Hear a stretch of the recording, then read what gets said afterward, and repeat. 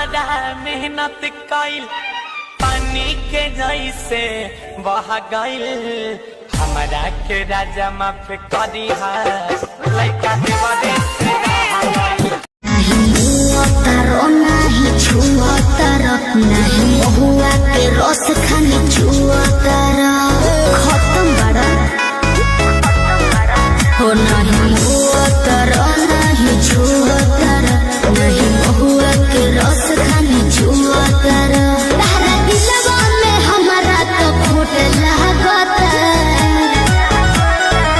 ये छोटी तारा चोटी से चोट लागता सचो ये छोटी तारा चोटी से चोट लागता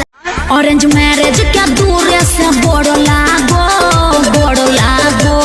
ठीक है कहतन जागो ग्राहक जागो लड़की लेकर भागो कमर पका है नंबर लगैले बड़ा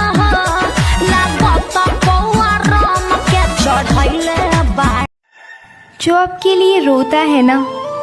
उसे कभी मत छोड़ना,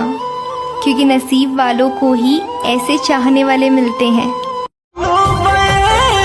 के बुला दे नाई रे बिना जान के जियल नाही जाई हमके सुइया जहर के पटुआ समूलेरी पतली कमर राम जी ने छोड़ी कोन्या की तेरे कसर पटुआ समूह